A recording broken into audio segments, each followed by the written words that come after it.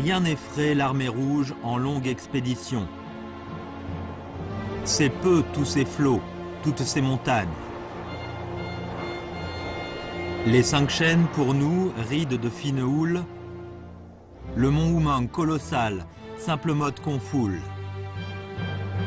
Tièdes par la rivière Zinsha sont les roches flagellées. Sur la rivière Dadou est tendu un pont en chêne gelé. Sur le mont Minshan, la neige immense a de quoi nous séduire. Les 3 années passées, se répand le sourire.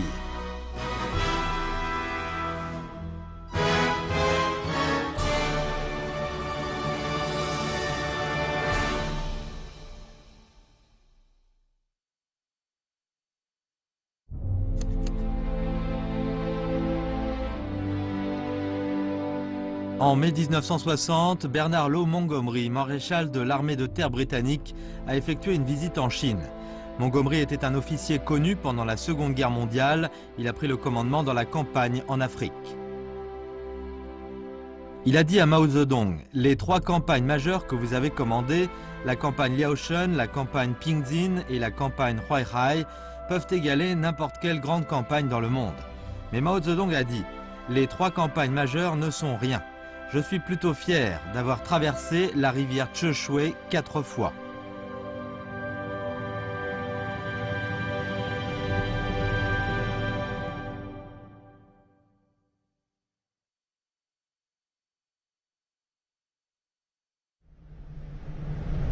Après que l'armée rouge est entrée au Yunnan, faute d'une bonne carte, elle ne pouvait pas déterminer l'emplacement de l'embarcadère permettant de traverser la rivière Zinsha. À ce moment-là, une coïncidence a eu lieu.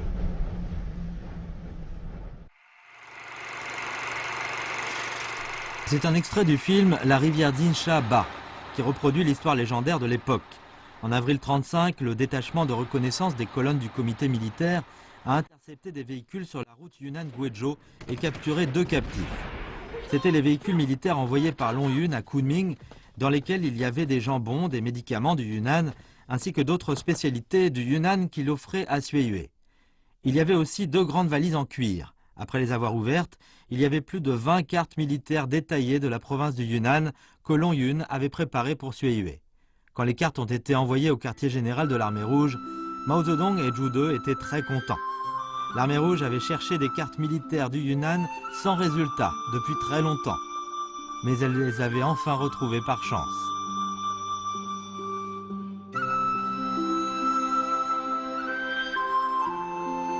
Chen Yun, commissaire politique des colonnes du comité militaire central, a décrit la scène d'alors dans le livre « Ce qu'on voit et entend au cours de la marche vers l'ouest avec l'armée ».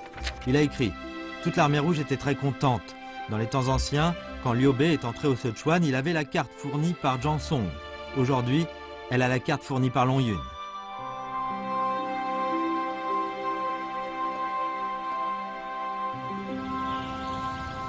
La rivière Zinsha se situe en amont du fleuve Yangtze.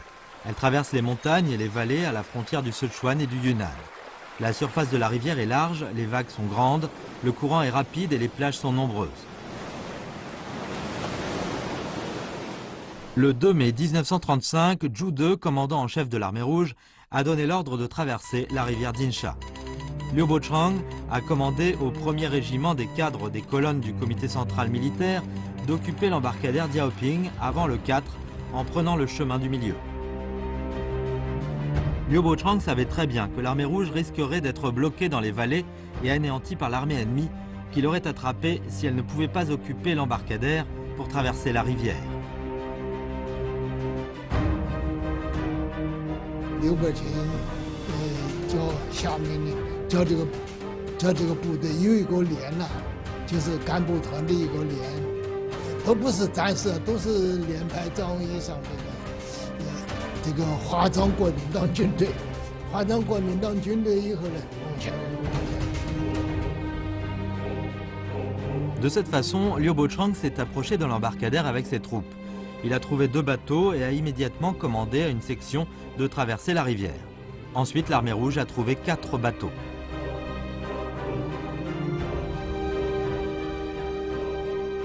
Après avoir reçu le rapport, Zhu De a ordonné immédiatement aux deux groupes d'armées de Lin Biao et de Pang Dehuai de se hâter en direction de l'embarcadère de Xiaoping. Le télégramme a écrit « Il y a 6 bateaux à l'embarcadère de Xiaoping ». Du 3 au 9 mai 1935, bon nombre de troupes de l'armée rouge sont arrivées à l'embarcadère de Xiaoping. Des bateaux faisaient la navette entre les rives de la rivière Jingsha. Liu Bochang commandait en personne la traversée de la rivière en s'installant sur une grande pierre. Plus tard, la grande pierre a pris le joli nom de pierre du général.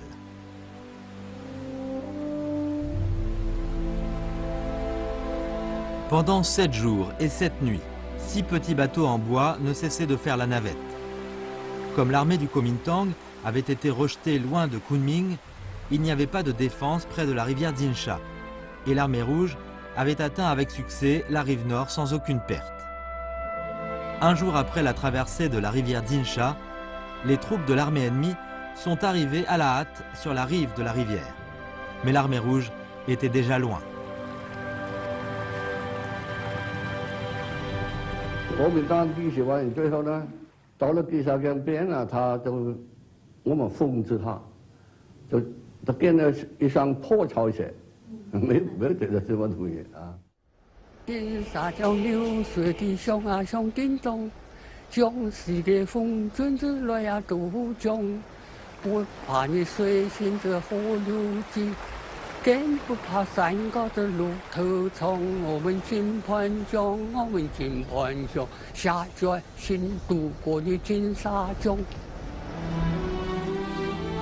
Après avoir traversé adroitement la rivière Jingsha en chantant cette chanson de victoire, l'armée rouge a ouvert une nouvelle situation.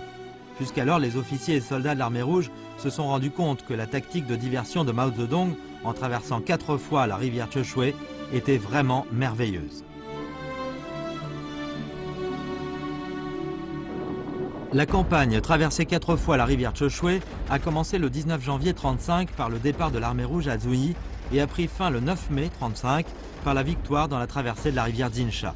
Elle a duré plus de 3 mois où l'armée rouge a parcouru des milliers de lits, s'est engagée dans plus de 40 grandes ou petites batailles, s'est débarrassée de la poursuite et l'encerclement des centaines de milliers de soldats du Kuomintang et a brisé la tentative de Chiang Kai-shek d'encercler et d'anéantir l'armée rouge aux frontières du Sichuan, Guizhou et Yunnan. Dès lors, le comité central du Parti communiste chinois et l'armée rouge ont inversé la situation la plus dangereuse depuis le début de la Longue Marche. Saisi l'initiative de changement stratégique et réalisé en théorie et en pratique un changement fondamental dans l'idéologie directrice stratégique du parti. 毛主席自己讲，石头之书是他第一之作，但是我们讲石头之书是保救了红军。但要照我的看法，也可能是决定红军胜败的最后第二一战。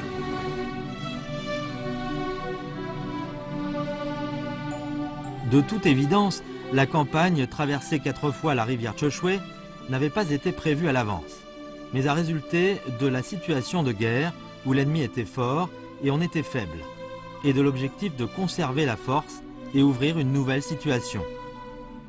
Elle a incarné le niveau superbe de Mao Zedong dans l'art du commandement militaire.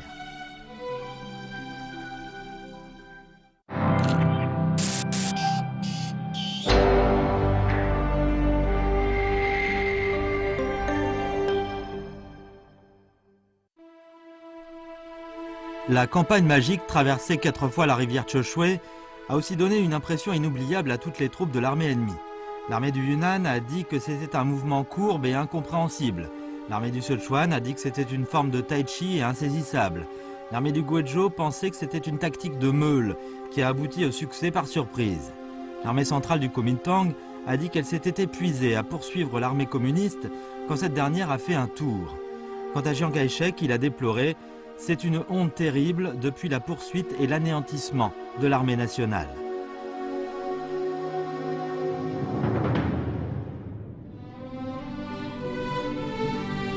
Cinquante ans plus tard, Harrison Salisbury, écrivain américain, a écrit dans The Long March, The Untold Story, La Longue Marche, une histoire jamais racontée. La Longue Marche est unique, la Longue Marche est incomparable, et traverser 4 fois la rivière Cheshui est le chapitre le plus glorieux et le plus magique dans l'histoire de la Longue Marche. Il est écrit dans l'art de la guerre de Sun Tzu, l'eau conditionne la direction de son courant selon le terrain. L'armée décide sa stratégie militaire selon la situation ennemie. Ce qui peut gagner en s'adaptant à la situation ennemie est un prodige. Quand Mao Zedong ainsi que d'autres commandaient à l'armée rouge centrale de traverser habilement 4 fois la rivière Cheshui et la rivière Zinsha, toutes les autres troupes de l'armée rouge ont aussi commencé la longue marche. Elles ont créé des merveilles dans l'histoire de la lutte.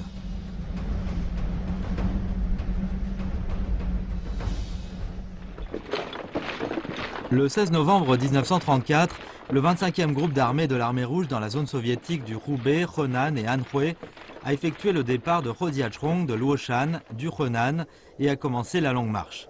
Le 10e jour avant son départ, il est tombé dans une embuscade de l'armée ennemie.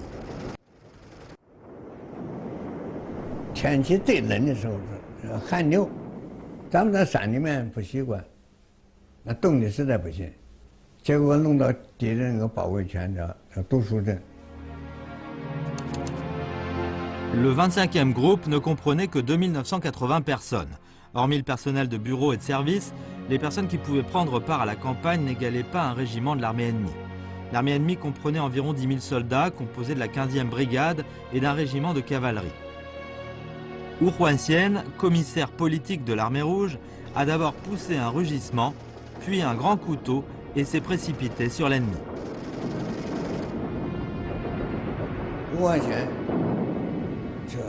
就高喊：“同志们，现在我们是生死关头，不能退，退的就是死路一条。”拿了一把大刀，大声一喊：“说共产党员都跟我来！” Les membres du parti l'ont tous suivi.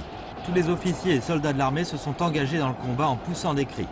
L'armée ennemie a été défaite dans les ombres et les reflets des couteaux et du sang. L'armée rouge a tout de suite traversé la route Nanyang à Suchang et est entrée dans la montagne Funyo. Comme dit l'ancienne expression, deux adversaires tombent nez à nez dans un chemin étroit. Celui qui est le plus courageux gagnera. Et le courage, à savoir la bravoure. Le 25e groupe d'armée de l'armée rouge a fait preuve de grande bravoure.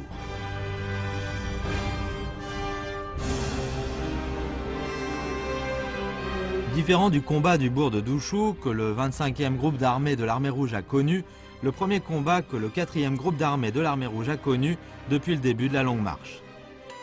Après la réunion de Zuyi, le comité central du Parti communiste chinois a ordonné au 4e groupe d'armée de l'armée rouge d'avancer vers l'ouest et de traverser la rivière Jialing. Le 28e groupe d'armée de Tien Son-ya et le 29e groupe d'armée de Dong Si-ho de l'armée du Sichuan avaient déjà installé une défense intense. La rivière Jialing est l'un des principaux affluents du fleuve Yangtze. Sa surface est large et son courant rapide. Il n'était pas possible de jeter un pont sous le contrôle de l'armée ennemie armée, surtout dans la période de marée montante due aux pluies printanières. L'armée du 4e front de l'armée rouge comprenait 100 000 officiers et soldats qui ne pouvaient traverser la rivière que par bateau. Les difficultés étaient grandes.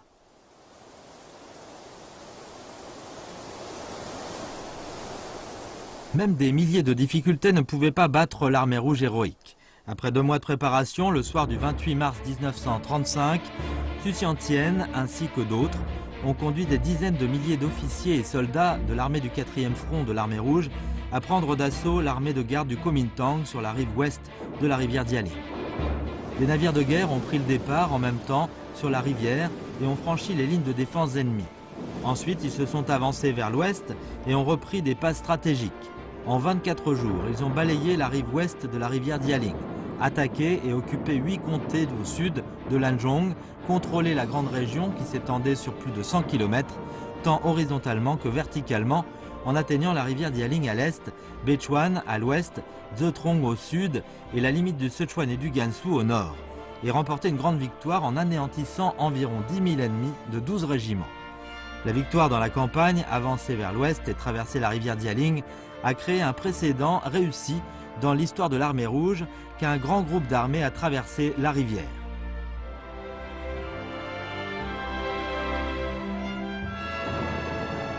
La campagne de mouvement, la campagne d'attaque, ainsi que le grand groupe d'armées traversant la rivière pour combattre, l'armée rouge a grandi dans une forêt de fusils et sous une pluie de balles, et leur tactique s'est perfectionnée. Plus tard, les 2e et 6e groupes d'armées de l'armée rouge ont mené une superbe campagne de manœuvre. Au début du printemps 36, les 2e et 6e groupes d'armées de l'armée rouge sont arrivés à Tianxi, Dading et Bidié du Guizhou et ont commencé à établir une zone soviétique. Chiang Kai-shek est venu arracher cette région du seigneur de guerre du Guizhou, Wang Dialie. Comment pouvait-il laisser le parti communiste l'occuper? Il a mobilisé rapidement 5 colonnes, encerclant et anéantissant respectivement de l'Est et l'Ouest les 2e et 6e groupes d'armées. Relong et Jean Bicheux, en tenant compte du moment et de la situation, ont vite conduit leurs troupes en reculant dans la région du mont Wumang, à la jonction du sud-ouest du Guizhou et du Yunnan. Dans un rayon de 1000 li du mont Wumang, des montagnes se dressent et il y a peu d'habitants. À l'occasion de la saison des pluies, le vent glacial bruissait et le chemin était boueux. Entrer au fond de la montagne et la forêt dense n'était rien pour l'armée rouge, qui pouvait marcher et supporter des épreuves, mais une catastrophe pour l'armée ennemie. C'était une stratégie merveilleuse de l'armée rouge, en remplaçant le combat par la marche. Après que les 2e et 6e groupes d'armées de l'armée rouge sont entrés dans le mont Wumang, l'armée ennemie a pensé, à tort, que l'armée rouge aurait peur, et elle a osé suivre cette dernière.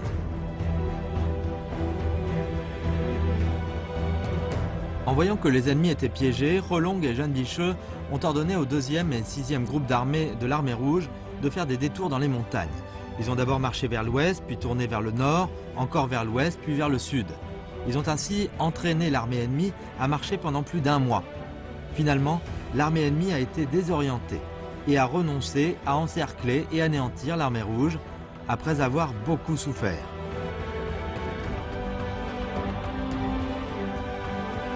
Le 28 mars, les 2e et 6e groupes d'armées de l'armée rouge ont réussi à sortir du mont Wumang et sont entrés dans le bourg de Pransien, au sud-est du Guizhou, pour se reposer et se réorganiser.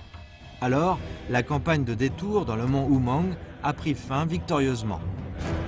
Cette campagne, sous une forme particulière, a aussi atteint l'objectif de battre les ennemis forts et de les forcer à se retirer après avoir connu des difficultés.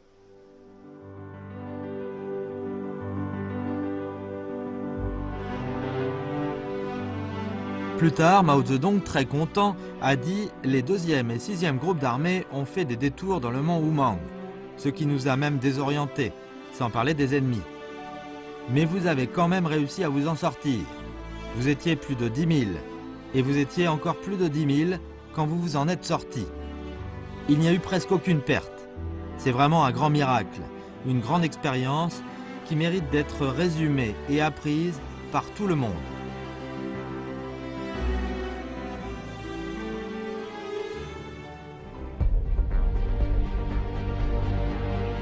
La longue marche était remplie de fumée de guerre. Les commandants de l'armée rouge étaient exceptionnellement courageux et compétents en commandement. Les soldats étaient héroïques et opiniâtres et ont relevé des défis de l'extrême. Parmi eux, 22 braves de l'armée rouge centrale ont conquis le pont Luding. Ils ont ainsi créé un miracle dans l'histoire des guerres des êtres humains.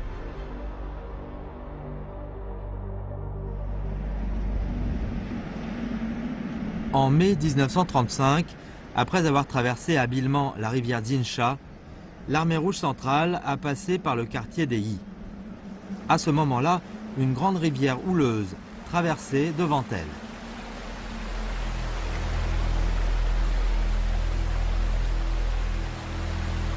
Sur les rives des montagnes se dressaient, le cours de la rivière était escarpé et la rivière avait toujours pour nom barrière naturelle.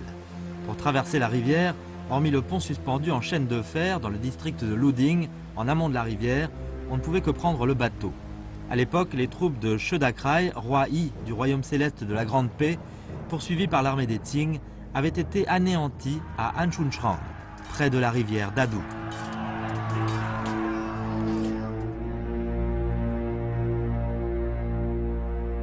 Quand Chiang Kai-shek a appris que l'armée rouge était arrivée sur la rive de la rivière Dadu, il est allé tout de suite de Chongqing à Chengdu en avion. D'une part, il a ordonné aux 100 000 soldats du Kuomintang qui poursuivaient l'armée rouge de vite traverser la rivière Dinsha et de se diviser en plusieurs groupes afin de coincer et d'attaquer l'armée rouge et empêcher cette dernière de s'approcher de la rivière Dadu. D'autre part, il a ordonné aux troupes qui interceptaient et attaquaient l'armée rouge de s'assembler rapidement sur la rive nord de la rivière Dadu, chercher et détruire tous les bateaux et anéantir l'armée rouge au sud de la rivière Dadu en profitant de cette barrière naturelle.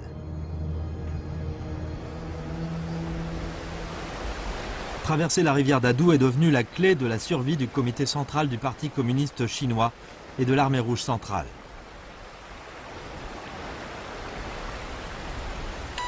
Mao Zedong a décidé de désigner Liu Bochang comme commandant d'avant-garde et Nie Zhongzhen comme commissaire politique pour commander à la première division du premier groupe d'armée de l'armée rouge.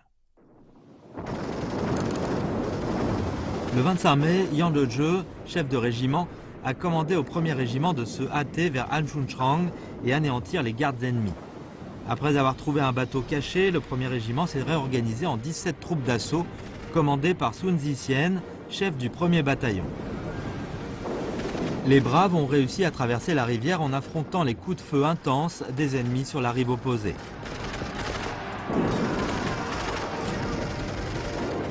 Les troupes ont trouvé plus tard 3 bateaux gravement endommagés. Selon le calcul de Liu Bochang, même si ces 3 bateaux avaient été réparés, il faudrait au moins plus d'1 mois aux 200 000 personnes pour traverser la rivière. 这个过船的过渡啊，过一趟来回啊，一条船要1个钟头。漂这个1天多啊，就过去一个团吧。那么靠这个过我们一个还几万人啊，对我们的一年一过了就才讲了。 À ce moment-là, les avions de l'armée du Kuomintang étaient déjà arrivés au-dessus de l'embarcadère Anshunchang. Liu Bochang a reçu un rapport de reconnaissance. Les colonnes de Suiyue avaient déjà traversé la rivière Dinsha et les poursuivaient. L'avant-garde du 29e groupe d'armée de Yangsun n'était qu'à quelques jours de marche d'Anshunchang. La barrière naturelle qui se dressait devant l'armée rouge et les poursuivants derrière elle, les décideurs de l'armée ont pensé au pont suspendu en chaîne de fer de Luding en amont de la rivière. Ils ont décidé tout de suite que la 2e division de l'armée rouge avancerait vers le nord, le long de la rive droite de la rivière Dadu, et qu'une partie de la 1re division de l'armée rouge avancerait vers le nord, le long de la rive gauche. Anshunchang était à 320 lis de l'extrémité ouest du pont Luding. L'avant-garde de l'armée de gauche, à savoir le 4e régiment de la 2e division du 1er groupe d'armée de l'armée rouge, n'avait que 24 heures pour accomplir sa mission, quand elle avait reçu l'ordre d'occuper le pont Luding. Mais il était à 240 lis de sa destination. À ce moment-là, 2 brigades d'ennemis s'avançaient ainsi pour renforcer le pont Luding.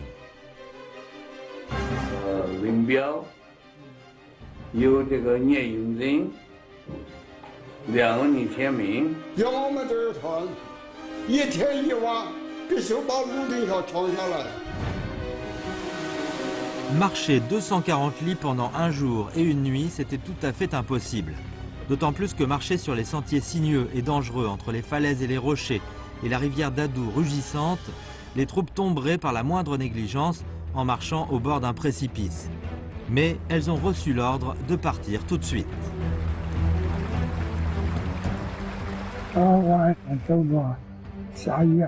它这个路不好走，大山，这边的河，遇到这么一条路，高高低低，有石头点点看。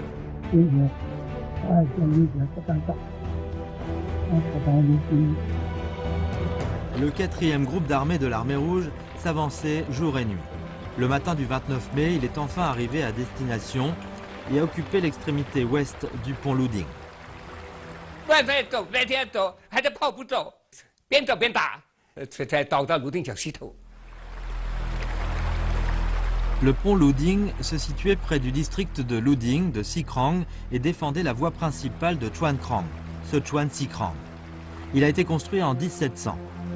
Le pont était de 2,8 mètres de large et 104 mètres de long. Il était constitué de 13 chaînes de fer sur lesquelles étaient des planches. Quand le 4e groupe d'armée de l'armée rouge est arrivé à l'extrémité du pont, la plupart des planches avaient été enlevées par l'ennemi et il ne restait que 13 chaînes de fer qui oscillaient sous le vent.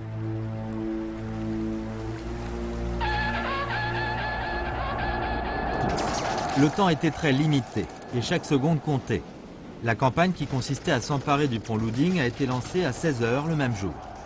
La 2e division de l'armée rouge a assemblé tous les clairons et mitrailleuses, tant légères que lourdes, de toute la division. Des dizaines de clairons ont sonné la charge en même temps. Des dizaines de mitrailleuses légères et lourdes ont ouvert le feu en même temps sur la rive opposée. 22 membres et activistes du Parti communiste de la 2e compagnie de l'armée rouge constituaient une troupe d'assaut. Sous le commandement du chef de compagnie, Liao Dazhu, cette troupe d'assaut grimpait sur les chaînes de fer pour atteindre la rive opposée sous une pluie de balles. Plusieurs soldats courageux ont reçu des décharges et sont tombés dans la rivière. Mais les braves restants continuaient de grimper. Les officiers les poursuivaient et mettaient les planches. 他们就爬这个铁索，前面的连是爬索，放大桩高桥，第二个连是扛着桥板，啊，你前地我搭个板板，他有这搭个桥板，用这个办不过，是吧？基本上很多啊，密支佛的种子抬不起头啊。 Quand la troupe d'assaut s'est approchée de l'extrémité opposée du pont, les ennemis ont tout à coup ouvert le feu dans le but d'empêcher l'armée rouge d'avancer. Mais la troupe d'assaut a atteint l'extrémité du pont, en grimpant, et s'est lancée au feu. Enfin, elle s'est emparée de la tête du pont Est. 冲到火里面过去就是了，有的烧到身上都是火，不管那个了。假如是没有这个路桥呢，你在那里等死啊！你在钢路上等死啊！你点来了，你都被消灭了。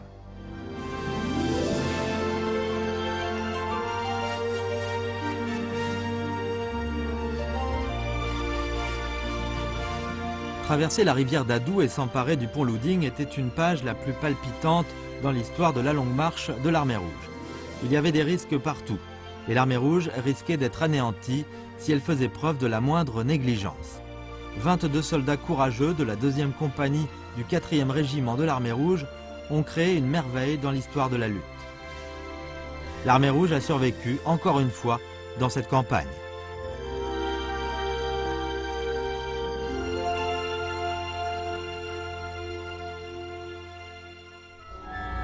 Après avoir reçu le télégramme annonçant la traversée de la rivière d'Adou, Chiang Kai-shek était extrêmement choqué. Il s'est mis dans une colère noire et a donné l'ordre d'infliger un blâme aux officiers de l'armée du Sichuan, Yang-sen et Liu Wenhui, et d'ordonner à ces derniers de trouver les prévaricateurs et de les sanctionner le plus sévèrement possible.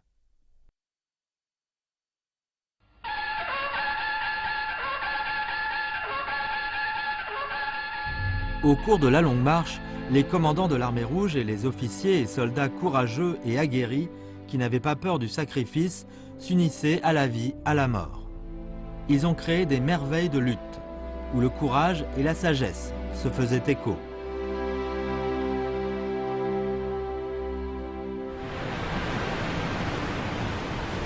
Ni la stratégie militaire ni la forme de l'eau n'est invariable. S'efforcer de saisir l'initiative dans une situation passive et chercher la chance de survivre dans une situation dangereuse. La pensée militaire de Mao Zedong demeure notre source de force, de surmonter les difficultés et de remporter la victoire quand nous sommes confrontés à des défis de toutes sortes.